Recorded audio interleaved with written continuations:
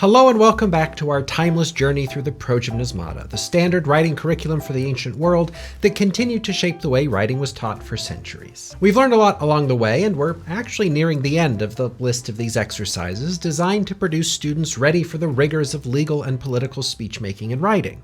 But let's not worry about that. For today, let's just bask in the joys of syncrisis, which our favorite sophist Aphthonius defined as a comparison made by setting things side by side. Or if you want a version with a little more technical flavor, we could go with Nicolaus's definition. Syncrisis is parallel scrutiny of goods or evils, or persons or things, by which we try to show that the subjects under discussion are both equal to each other or that one is greater than the other. Which actually brings me to a very lengthy discussion I'd like to have about... I managed to find a C car in the C garage. It couldn't get me to the surface, but it was way out of the compound at least. More curiously, there was a detector in the cup holder pointing to something called the root of all my problems. I didn't know what that could be, but if my captor didn't like it, I figured it might be able to help me. Nothing left to do but what I did best. It was time to investigate. So I appreciate you hanging on through that long detour through something that was really interesting, but also not really related to the video or anything. I didn't ramble for too long, did I? No, my dear friend. I could listen to you talk for hours and never grow bored. I wish you'd say more, actually. Well, I appreciate that. But I guess the point, to get back to syncrisis, really is that it's a comparison in any sense of the word. Hermogenes explains it like this. Now, sometimes we introduce comparisons on the basis of equality, showing the subjects we compare as equal, either in all respects or in most. Sometimes we prefer one or the other, while also praising what we placed second. Sometimes we blame one thing completely and praise the other. For example, if you were to deliver a comparison of justice and wealth. There is also comparison with the better, where you bring in the lesser to show it is equal to the greater. And others have noted that you could treat syncrisis like a double encomium or double invective, which, as you surely know, we covered recently. So if you're good at encomium, just do it twice, and you're comparing the virtues of two good things. Syncrisis achieved. Every time I think this show can't get any better, you just prove me wrong. More like syncrisis and quality content achieved. You're too kind, bud. I know, but you're also just so stinking deserving. Finally, I'd found it, some kind of artifact buried underneath a pile of leech urchins. I brought it on board only to learn that it could talk. What? Can you hear me? Who cares? I've heard enough. I need you to listen. What do you know about the Laughing One? Huh? Oh, it doesn't matter.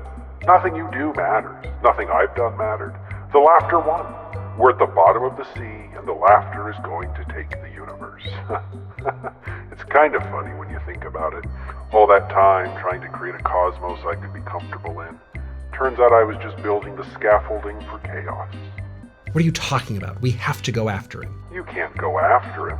It was all mine, and he tricked me down to the bottom of the ocean. You wouldn't stand a chance. Nobody would. Oh, that's just the self-doubt talking. Computer, run ID on this thing. Now snap out of it. He seems to think you're his biggest threat, so you need to help me figure out what he's planning. But there's more to syncrisis than just doing something twice. I think the cool thing about comparison is that it can be a worthwhile tool of discovery. For example, you could watch an advertisement by itself for a dating app and decide that its audience is single people. Watch another ad for a different app though, and through that comparison, you'll realize that both have a much more nuanced subgroup of single people in mind. Or look at a single poem and ask how the choice of imagery affects the tone of the piece, but it might get easier to see what's happening when you bring in a second poem and really look at how different choices lead to different effects. Something or someone might look really good or bad in isolation, but comparison could show you just how good it really is, or not. Ooh, like that bread thing we did last week. Wow, the limits of your tightly interwoven grand designs know no bounds. You're really too kind. But the most exciting thing is that syncrisis can open up new creative insights. Maybe you do like Mr. Shakespeare and compare your beloved to a summer day. Maybe you write an essay comparing your upbringing to your children's, not as an academic study and comparison, but just as a human reflection on growing up in different ways. And what is your novel really but a comparison of competing ideologies and characters? Maybe even a formal syncrisis has a place in your world-building notes to help you keep track of the subtle and significant comparisons in your project. The point is, comparison isn't just about taking stock of what's there. That might be where it starts, but again and again, I found comparison to be a pathway to new insights and creative opportunities. So you might just want to give it a try. Well, actually, I've been thinking, what if we changed things up a little? I know I'm such a big alchemy guy and all, but maybe some people think I've gotten a little stale. So, what do you think? I mean, this has always kind of been a collaborative thing, so sure, what do you have in mind? There is no plan. Not anymore. Just smile. Laugh if you want to, and wait for the order of the universe to dissolve into Harlequin entropy or whatever.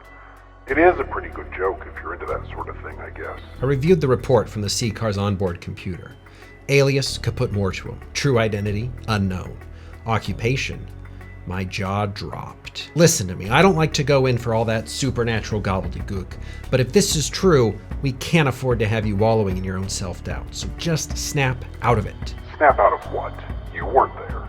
I ruined my relationship with the council, I got too narrowly focused on my own goals, and the universe pushed back hard by spawning a being of pure chaos to undo it all. You know, I kinda liked the show, but not everyone liked me back, and now I've lost it all. That's what you get for trying to make the universe a better place for yourself, I guess. I mean, alchemy is great and all, but maybe we can shake things up. Have you ever considered clowning around? That doesn't really sound like you, but I guess I'm open to it.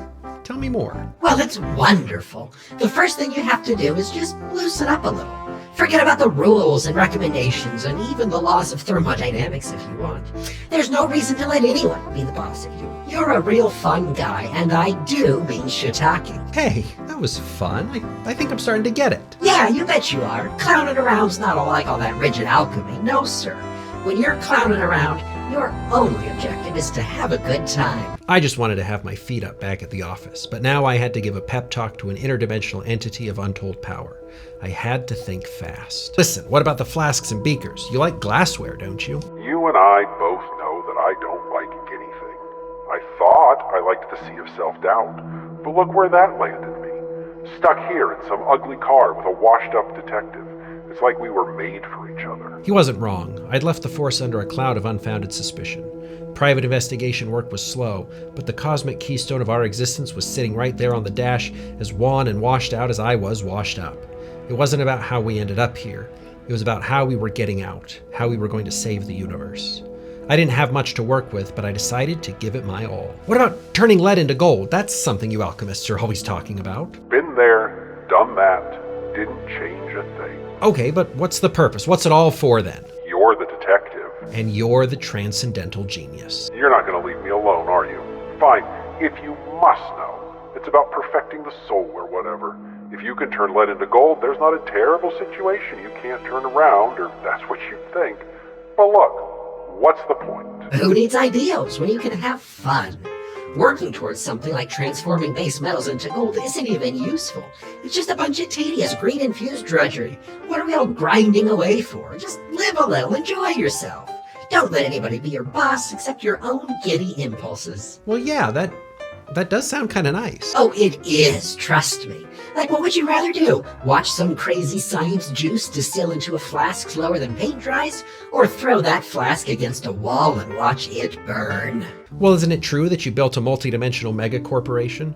Aren't you the one who put alchemical intelligence on the market? All of that as some grand plan to embarrass the Alchemical High Council and reassert your eminence? How do you know that? That was a good sign. As much as I didn't trust the C-Car's computer, at least it had good intel. That's not important. What matters is that your plans aren't frustrated yet, but the window seems to be closing, so we have to act fast. You're telling me that those centuries of dedication, all the planning and conviction and experimentation, that was all for nothing? Wasn't it? I was trying to save the universe, and that universe rewarded me by creating that thing. Rules are just a path to misery, and effort is straight up just worse than playing. Oh, I know how to make you understand. Alchemy and all that other stuff is like trying to write with the world's worst inner editor sitting on your shoulder. Clowning around, though, that's the stuff. It's the stuff that free writing dreams are made of. It's creativity unbound. Well, yeah, that sounds pretty good. It's sounding better all the time, actually. You think you're responsible for the laughing one. That's like saying I caused the crimes I investigate. Deep down, you must know you're trying to contain the chaos, to make gold out of all the lead the universe keeps slinging at us. You might think there's no agent of chaos without you trying to impose order, but that's not it, is it? You don't destroy chaos by surrendering to it. make crime legal and it still hurts good people. Say you're right. Even if I mobilized all my robots and corporate subsidiaries to take it all back, the universe would just push harder. The next clown would be even worse. So don't mobilize your corporate empire. Be a scalpel. Just take a sledgehammer to it. There are no rules. Clowning around means opening yourself to all the possibilities, serendipities, and happy little accidents. We're not bound to the hermetic texts or nothing like that. Look, I even used a double negative and nothing bad happened, did it? So we're just kind of saying there's no rules and having a blast? Yeah, you get it. See, you are a smart one. Who cares what you should do? Stop trying to please the people who only watch 30% of your videos. Just loosen up. Be yourself. Well, unless yourself is a rigid, humorless skull who can't get over his resentment.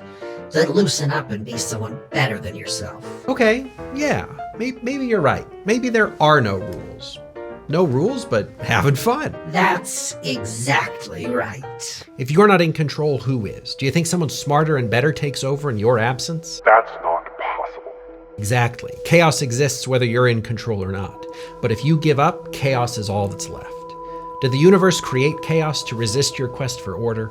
Or are you the one the universe chose to thwart that unchecked chaos? Well, maybe you're onto something. Of course I am. Now shake it off and let's get to work. No, never mind. I'm the one who overused the do-over generator. I caused all this. Yeah, that's easy to say at the bottom of the sea of self-doubt. But why did you use it so much? To improve something you cared about, maybe? Because when you're clowning around, you're your own boss. Nobody can tell you what to do or how to do it. You're just clowning, plain and simple. Don't like how things went the first time? Give yourself a do-over. That's not because some grunt for the fancy machine says you have to. It's just because you want to try it out again in a different way. We're just clowning. Yeah, just clowning. Clowning around. Nothing matters when you're having a good time. Is it bad? Is it good? How does it affect others? Who cares? Just follow your clowniest dreams. Exactly.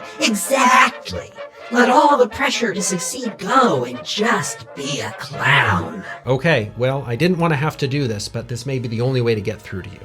I can't figure out why a being as powerful as you chooses to hang it on a bookshelf unless, well, just take a look at what's going on there now. You, my friend, are not just a clown. You could actually be the whole circus. Is that a good thing? That's the greatest thing possible.